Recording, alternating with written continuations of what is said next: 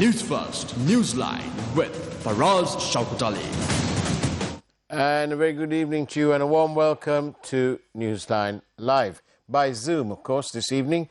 And because there was this meeting today with the advisors, Clifford Chance and Lazard, and the governor of the central bank, we thought we'd have someone very appropriate to translate and check on what these things actually mean and what it means for Sri Lanka. Are we going to get some help as soon as possible, especially with talk about a 10 to 12 hour long power cuts and so on the horizon.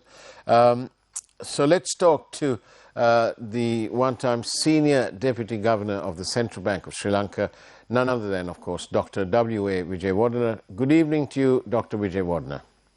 Good evening, Faraz. And what did you make of this evening's meeting that was given a lot of publicity and so on? I certainly had a lot of expectation. What about you? What did you make out of it? Well, it seems, Faraz, there would have been two types of presentations. One is by the governor, jointly by the governor, Central Bank, and the Secretary Minister of Finance, which is now in public domain. In addition to that, I suspect that there would have been another presentation by the two advisors to the government of Sri Lanka, Lazard and Clifford Chance, individually to the creditors in camera, which is not available in public domain. Right. So what has been revealed to us by Governor Central Bank and the Secretary Minister of Finance is simply the present status of the debt situation in Sri Lanka and the gravity of the problem that we are facing, and a possible timeline for the conclusion of the entire debt restructuring program, which they have given as the second quarter year 2023. So what it means is that only by June next year, we can expect the Sri Lanka government to come to some agreement with the creditors to have this debt restructuring program. So that's pushing things on a bit, delaying things, delaying this, delaying getting out of this abyss of financial mess that we are in. Yeah, you are correct, Faraz, because what we had expected was that the conclusion of the debt restructuring with the foreign creditors would be completed within a matter of another 2 to 3 weeks' time, so that Sri Lanka can go to IMF's executive board and get this extended fund facility of $2.9 billion. But what it seems now is that we are still starting the negotiations. And it might take some time for Sri Lanka to convince all the creditors, the private creditors and the official creditors in this context, to provide this facility to Sri Lanka. Well, that's a bit sad, really, for Sri Lanka, isn't it? Yeah, it is in fact sad because right now, if you look at the present scorecard of the of Sri Lanka, we find that the treasury has been overdrawn to the extent of some 1 trillion Sri Lanka rupees. The consolidated fund is overdrawn. In the case of the central bank, things are much more alarming because the net foreign assets of the central bank have been negative to the extent of $4.8 billion. So given this position for us, we will not be able to continue with the necessary import program to supply the essential commodities and goods to the people, like foods, medicines, fuel, LP gas, and raw materials to industry. So what it means is we will have a serious bite on the growth prospects of Sri Lanka, which is already in the negative region by about 5% during the first half of the year. So the negative or the contraction of Sri Lanka's economy will continue even beyond 2023 and 2024. And actually, I was going to come to that because it looks like the government is trying to contract the economy anyway from about $75 billion to $60 billion. how will that help? Well, it will happen automatically for us. It's not the government of Sri Lanka which is doing it. But what matters to us is because of this chronic and the acute foreign exchange shortage in Sri Lanka, we have not been able to import the essential inputs for agriculture, industry, and also for services. So as a result, there would be a massive unemployment in Sri Lanka because the industries cannot perform at their installed level. Most of the industries have now been closed down. The agriculture, the farmers and even the plantation sector, they are experiencing a serious shortage of fertilizers, chemicals, pesticides and so forth. So what is happening in Sri Lanka right now is not what the government of Sri Lanka is doing for us. It is a natural thing that we have to expect when we had, by deliberate action, we have, lost the foreign exchange resources of the country. So actually, this is contracting because of the, for want of another word, the mismanagement of our officials, basically. That's well, I think you can say mismanagement, but in my view, I think it's the total ignorance of what would happen when they take some policy measures which will not provide any relief to the economy of Sri Lanka. It is mainly because of that reason. Because the mismanagement is something for us that you do when you are aware of the situation, you do it in the wrong way. But here, the management, the policymakers of the government, the previous W.A.Wijewardena government, as well as I think in the present Ranil Wickremesinghe government, they are doing the same thing. They are actually ignoring the consequences of the wrong action that they have taken. And what these wrong actions include, of course, the fact that food prices went up due to the foreign exchange rate. The rupee was 203 to the dollar. It's around the 365 mark. And food prices, the exchange rate itself is nearly double. And wheat, flour, and all the flour-based food doubled in price. Cooking oil also went up. Oil-based product also nearly doubled, again, due to this foreign exchange crisis. And what do you think is what is the mandate of the central bank? How much of liability or duty do they owe the people of this country? Well, if you look at the mandate of the Central Bank of Sri Lanka for us, that mandate is to preserve the value of the money that we are holding. The value of money comes from two sources. One is the domestic sources where we call the inflation rate. The foreign sources is what you have now referred to as the exchange rate. And the central bank's duty is to stabilize the value of the domestic, on the domestic front as well as on the foreign front. But there is only a single source of this, instability in both cases, that is the creation of more money than necessary by the economy of Sri Lanka. If you take the period from December 2019 to July 2022, the total money stock of Sri Lanka has gone up by about 4.4 trillion Sri Lanka rupees, which is an increase of about 60% over the level which we had at the end of 2019. So with that high increase in money supply, which was permitted by the two previous governors of the central bank, on the basis that the money does not affect inflation or exchange rate, had been the erroneous policy measures that they had taken. So we are actually paying for the wrong policy measures that the previous administration of the central bank has taken. So in that sense, I think the central bank is fully accountable for the current economic malaise in the country. And still on about food, for corn fertilizer, for example, a ton is now 360,000, and a 50 kilo bag is now 18,000 rupees. Surely it is time that a subsidy kicks in. Otherwise, how can people produce things like Triposha and so on, and it's just so essential for infants and pregnant mothers.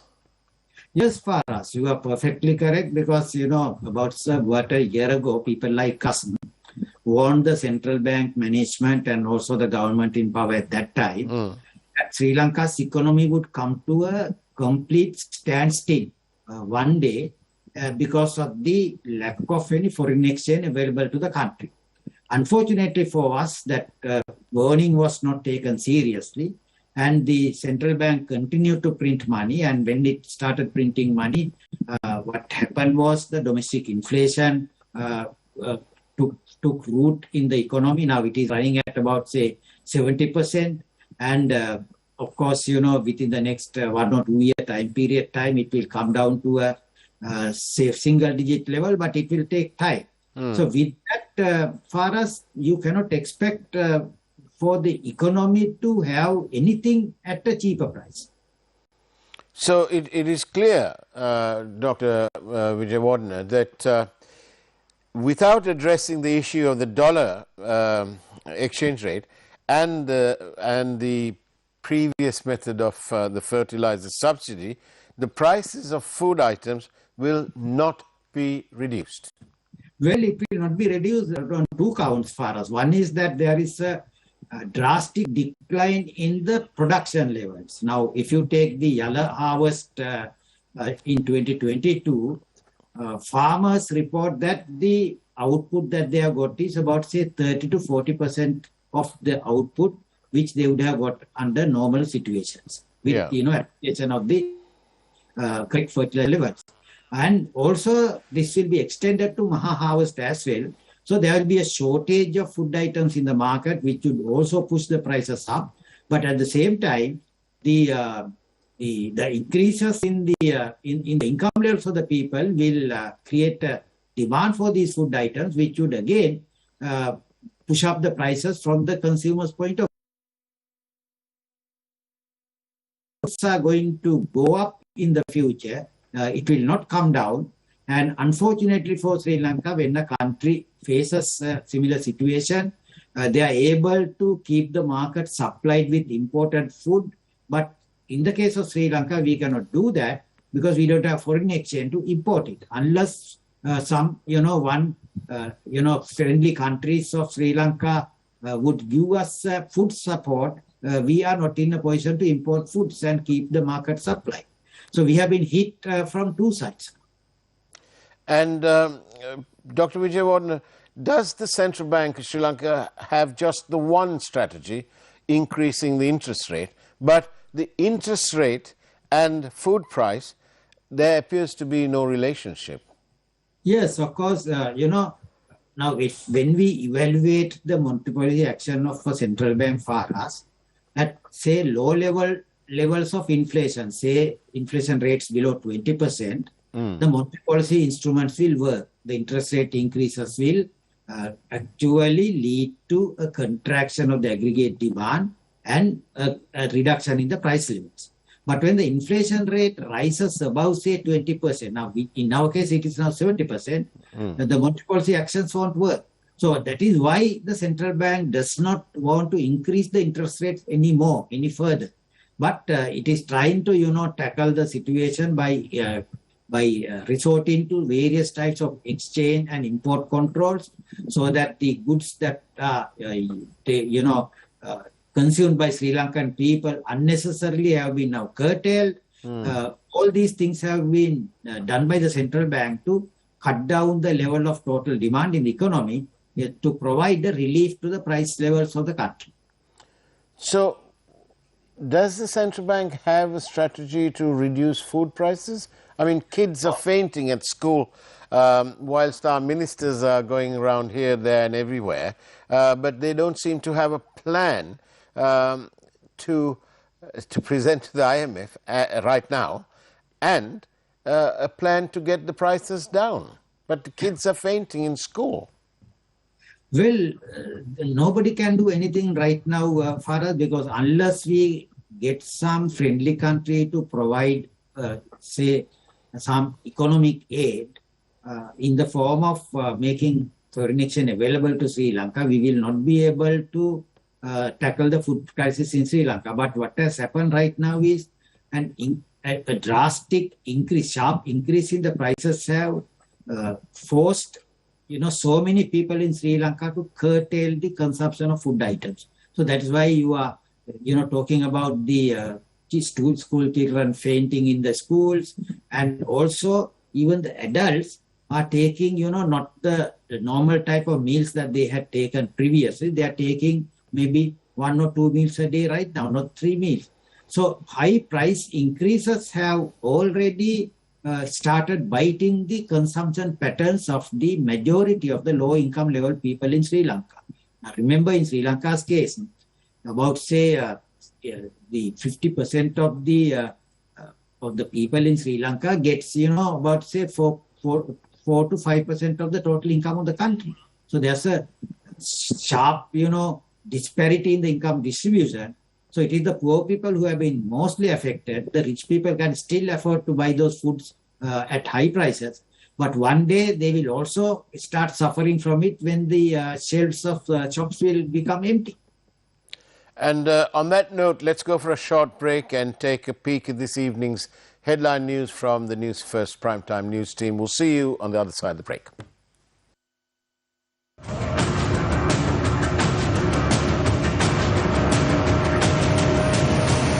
News First, Newsline with Faraz Shaukat Ali. News First headlines. Main sponsor. Anka ege arakshita itigini petti. Surya gini petti. Police chief must be held accountable for evading duties on the 9th of May.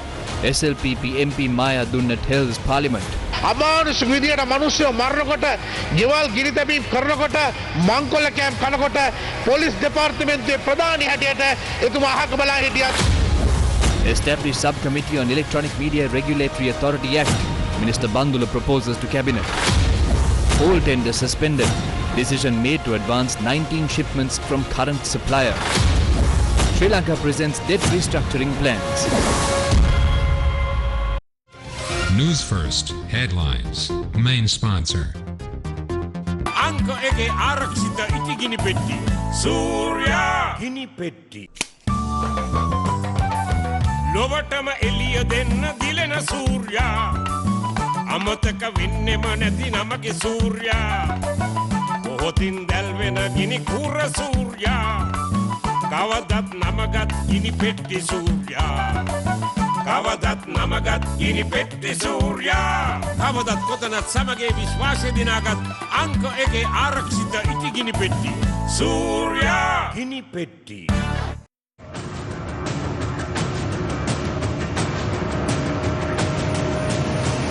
News First, Newsline with Faraz Shaukat Ali. And welcome back to Newsline Live by Zoom today with Dr. W.A.Wijewardena. I'm delighted to share with you some wider information in the sense that this program is being watched live by people even in Malaysia. And thank you for your questions too.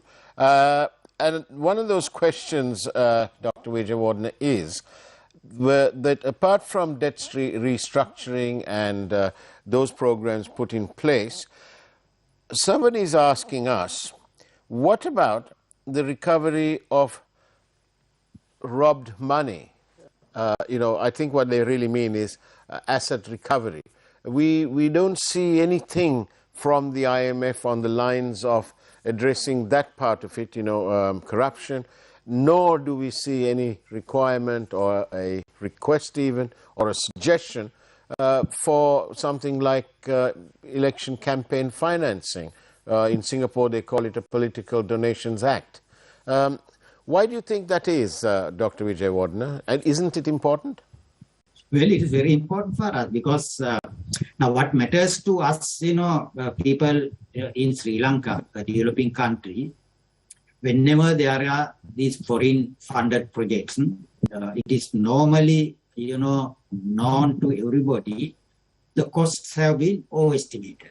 For example, if you can, construct something for $100, you always, put it at $200 and we don't know what would happen to the balance $100. So this is a normal type of, behavior by the top people in all the developing countries, including Sri Lanka. So there is a massive amount of money taken out of Sri Lanka in this manner. And the United Nations had already drawn Sri Lanka's attention to this factor. And that is why the UN Human Rights Commission, for the first time in the history of UN Human Rights Commission, as well as for the first time in the history of Sri Lanka, they have drawn attention to the economic crimes committed in Sri Lanka. And you have to take action against that. So what matters to us is that, we'll have to use the available channels in the United Nations, World Bank, US Treasury Department, all these channels, you see, keep a track of the money being, siphoned off from a country. So for that purpose, there must be a will as well as readiness of the people in power to use those channels and take the money back to Sri Lanka. So this is something that has to be done for us with public pressure mounting on the rulers. And unless we do that, it will not happen automatically and on their own.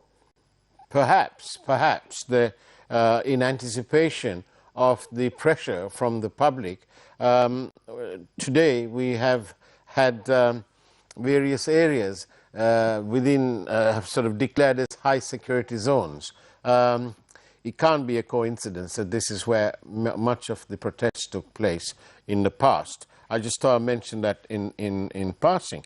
But Dr. Wijewardena, the duties of the IMF aims to reduce global poverty, encouraging international trade, and promoting financial stability and economic growth. I'm sorry, but I can't see any of that happening.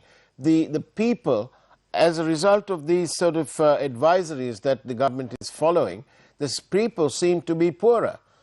They can't afford, like you just said, they can't afford 3 square meals. Some of them are only having 1.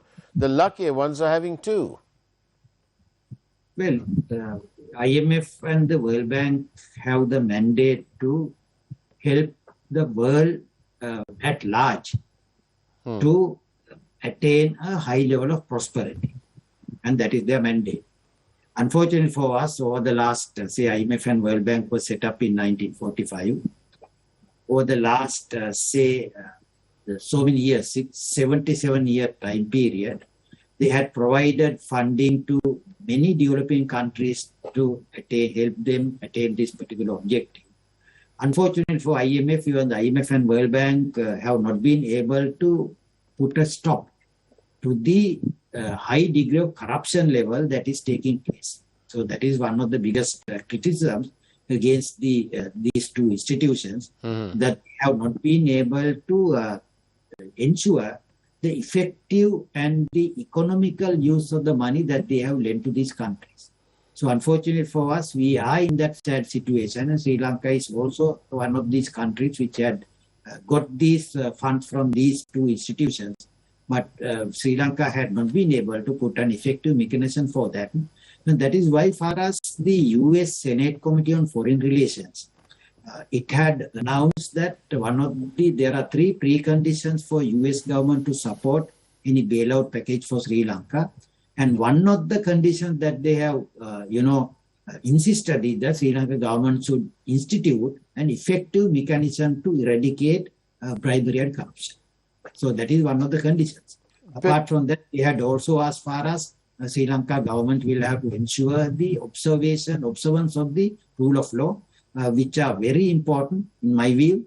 And so Sri Lanka government will have to do this. Unless we get these things correctly in place in Sri Lanka, whatever the assistance that we might get from IMF or World Bank or ADB or even from the friendly countries, they will not help Sri Lankans to attain this high degree of prosperity that they are anticipating.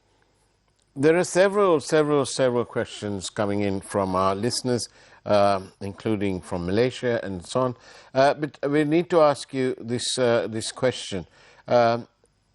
Now that you say, and what transpires today at the meeting with Clifford Chance, Lazard and the Central Bank and the Treasury, is that this is going to happen in the second quarter of 2023.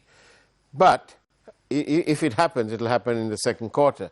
But we also know that there is no coal for beyond, I think, the 20th of October.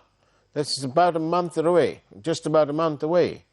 And this will then spell absolute disaster, because if the coal power station doesn't run, I think around 40% of our power is off the grid, which would mean long power cuts. And when I'm saying long, it's not 1.5 hours. We're looking at perhaps 10-hour power cuts. Yes, of course, if we don't get the required foreign exchange to import coal, number one, if we are unable to have these coal tenders awarded in a transparent manner, number two, we are heading towards this, energy calamity in Sri Lanka. And for us, energy is one of the prime sources of economic production. If we don't have energy sufficiently, because according to the calculations done by the central bank previously, for Sri Lanka to attain 1% economic growth in real terms, it will have to increase the electricity production by 6%. So that's the ratio. So if we have, power cuts, as you say, as long as 10 hours per day, what it means is that your prediction that Sri Lanka's total GDP will come down to $60 billion level will be a ground reality for all of us to experience. So these are very important matters for us, which Sri Lankan policymakers will keep in their mind. So it's absolutely true when some industry experts predicted that up to 1 million jobs will be lost.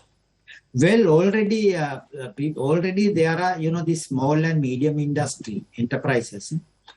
They have been closed down, throughout the country. They cannot operate their businesses, and they have lost their livelihood. And the number of people who have lost the living opportunities, the earning opportunities in Sri Lanka has been increasing day by day right now. And one of these questions, one of the several questions that have come through is, I think it's rather appropriate, perhaps. I don't know whether you'll agree with the person who sent it, but I do. Why not just say that no one trusts the Sri Lankan government, hence no aid?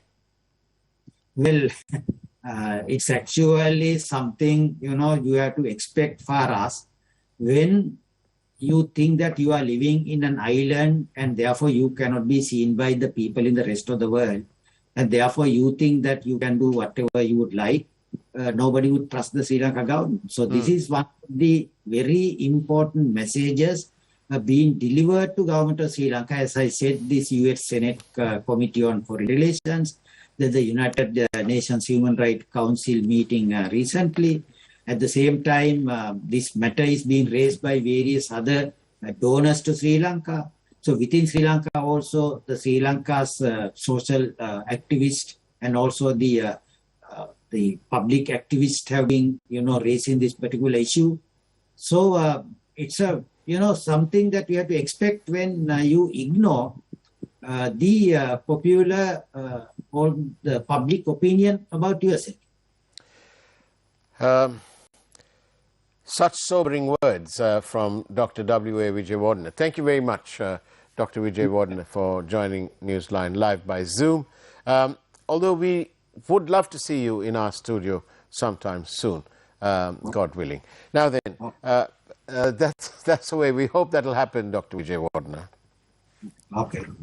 And that's the way it was. So on that sobering note, let me wish you a thoughtful weekend, pondering what is ahead of us. Take care, have a great evening, and as always, God bless you all.